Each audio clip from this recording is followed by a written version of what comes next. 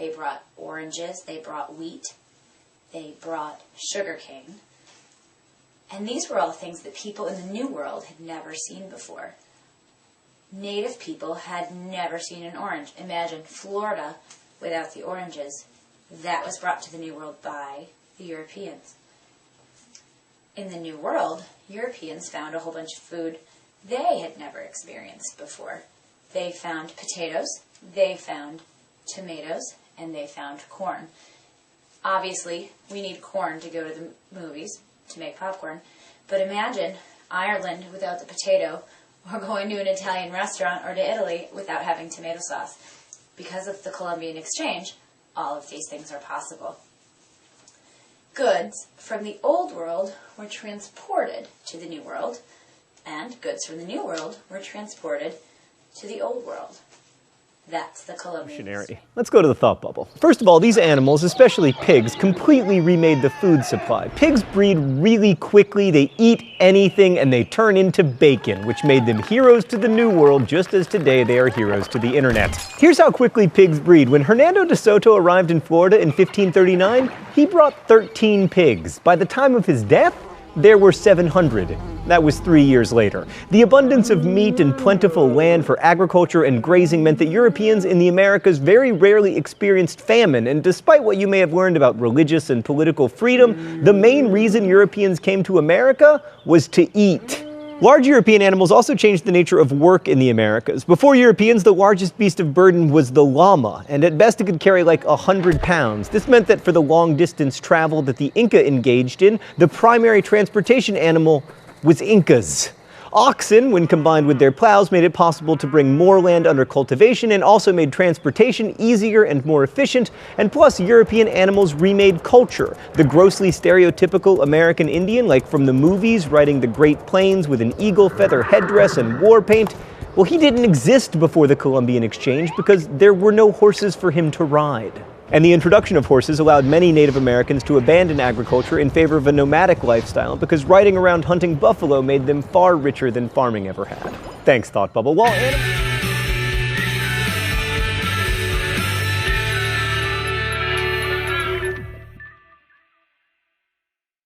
Okay, now let's also look at the flora and fauna effects from the Columbian exchange. You watched two different videos. You watched the screencast, and then you watched also on top of that another crash course. Well, let's get into it quick. Well, fauna, which means animals. Obviously you saw in there we have the domesticated animals which come from Eurasia into the Americas. It's huge difference, right? You have cattle, sheep, pigs, goats, horses, used for several different things. These are changes. And one interesting thing is within the Americas now, they have the ability to get protein from things that can turn grass into meat and milk, which creates obviously differences, as you can imagine. Also, you have flora, right? In China, right, they get the potato. You have dryland foods which are introduced to China. Also that from Europe to the Americas. You have sugarcane, melons, and grapes. From Africa to the Americas, you have bananas, coconut palms, coffee, sugarcane. And from the Americas to Europe and Africa, you have corn, where I talked about potatoes, tomatoes, sweet potatoes, pumpkin, squash, beans, pineapple, peppers, tobacco, and chocolate.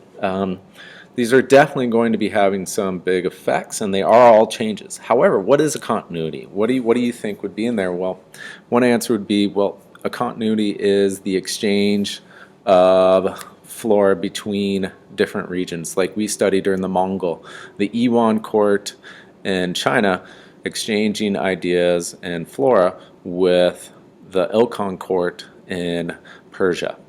So once again, back then, right, from China to the Ilkhan was rice, and vice versa was oranges. Well, you saw a thing on oranges, right, being introduced from Afro-Eurasia into the Americas. So a continuity, once again, it just has a different scale. All right, thank you. So Spanish mines in the Americas produced over 150,000 tons of silver between the 16th and the 18th centuries, over 80% of the world's supply. Spain became the richest nation in Europe, and Spanish silver pesos became the de facto currency. But the Spanish royal family does not appear to have understood inflation, and the huge influx of silver caused skyrocketing inflation, and since they never set tax rates to account for it, they collected the same amount of money 60 years after the discovery of silver, but that money was worth a fraction of what it once had been. And in general, it's not clear that Spain benefited much from the discovery of silver. So most of the silver mined in the Americas went to Europe, but at least a third of it went to China, either directly on Spanish galleons or indirectly through the purchase of Chinese goods. China had encountered inflation of its own after printing the world's first paper money in the 12th century, so they switched back to coins. Initially, Chinese coins were made out of copper or bronze, but their economy was so big, they were the leading producer of consumer goods until the 19th century, that they ran out. So they went to silver. Now, China didn't have a lot of silver itself, but Japan did, so they traded manufactured goods for it, but soon even that wasn't enough. This was mostly because in the 16th century, China changed its tax structure. Taxes, man, they're at the center of human history. In the early part of the Ming Dynasty, Chinese farmers paid their taxes in goods, mainly grain and labor. But as more silver entered the economy, the Ming government changed its policy and required taxes to be paid in silver. This meant that almost everyone in China had to produce something that could be sold for silver, which usually meant silk. In fact, the Ming government often required people to make silk. That glut of silk inevitably led to a price drop, which hurt the Chinese economy, but not nearly as much as it hurt the Spanish economy, where almost every silk producer was put out of business. So much for the idea that global outsourcing is a new problem. You'd think that all this silver would make the Chinese incredibly rich, just like the Spanish, right? Well, yes, just like the Spanish, in that they got rich, but they didn't stay rich. The Ming government also failed to peg taxes to inflation and spent too much on defense, notably the Great Wall. And by the 17th century, the Ming were overthrown by the Fu Manchus. Oh, it's just the Manchus? Ugh, history always disappointing. As the historian Dennis Flynn put it, a significant hunk of the GDP of China, then the world's biggest economy, was surrendered in order to secure a white metal that was produced mostly in Spanish America and Japan. Think about what else those resources could have been used for. The Spanish Empire's silver trade was the first truly global market. Even India was involved, but we're really out of time. And its consequences were dire, even if it did make some people rich. Both Spain and China experienced inflation that weakened their government. All right, hey, we're going to talk about changes and continuities on economic effects of the Columbian Exchange and try and keep this under about 90 seconds. You watched a little video from Crash Course on silver. Well, what about some other things? What about the sugar trade that was after this, which included the slave trade, which we'll get to later on, but massive economic exchanges. For a quote, "The world market was an important factor in the lives of millions of people in every continent after the Columbian Exchange." So the Columbian Exchange has a ripple effect of global impacts. So what's the change? Well, right there, it's global, number one. What is a continuity? The movement of precious metals. Prior, we looked at, in the post-classical era, we looked at trans-Saharan trade routes in the Umayyad dynasty on the southern Mediterranean basin in North Africa, winning gold. Where did they get that? Sub-equatorial, sub-Saharan Africa through Mali, and this was facilitated through Dar al-Islam. Well, the continuity is the world wants more silver. They show that in the Ming Whip poll tax in China. Where do they get that? They get that from Japan, and they get that from, obviously, the Americas. But who's controlling it? It's the Spanish. These are huge movements. We have great continuities. We definitely have changes, and I hope that you can address those.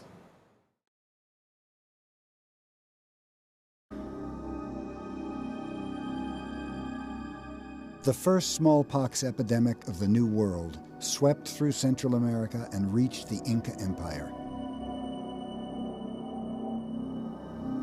Wherever it went, the virus decimated native populations, making them easier prey for Spanish conquest.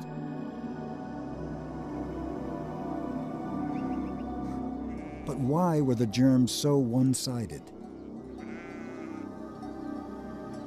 Why did the Spaniards pass their diseases on to the Incas and not the other way around? This is Pizarro's secret weapon. Pigs and cows, sheep and goats, domestic animals. Remember that Pizarro was a swineherd. He grew up in huts like this in intimate contact with domestic animals, breathing in their germs, drinking the germs in their milk, and it was from the germs of domestic animals that the killer diseases of humans evolved. For example, our flu evolved from a disease of pigs transmitted via chickens and ducks. We acquired measles from cattle. We acquired smallpox from domestic animals, so that these worst killers of human people were a legacy of 10,000 years of contact with our beloved domestic animals. Okay, let's go into one more that I would like you to discuss with each other and take notes on is changes and continuities within demographic effects. You watch from Guns, Germs, and Steel, from Jared Diamond, the smallpox effects within the Americas. Interesting how they were moved in through domesticated animals in Eurasia, and then they moved across into the Americas. Well, the demographic effect is astronomical. 95 to 90% of the population of Amerindians was, died. Not from conquering, but from the ripple effects of a disease, smallpox. For example, 1532 to 1608, roughly 90% of the population, Amerindians, passed in the Americas from smallpox. Which this abated and eased, European colonialism of the Americas. Change. What's a continuity? A continuity, we looked in the post-classical era, right? We looked at a disease that moved from, Central Asia with the Silk Roads and the Mongol Empire into Kaffa, and then from Kaffa down into the Mediterranean basin and out through North Africa, the Islamic world, and then into, Europe, the Black Plague. Once again, exchanges from trans-regional connections. Prior, Black Plague. This one, is the smallpox from Afro-Eurasia into the Americas. Also, from the Americas into Afro-Eurasia was syphilis, which was given. So there's an exchange going the other direction, but did not have the demographic effects. So I hope that helped, and I hope that this video-based question tour has assisted you.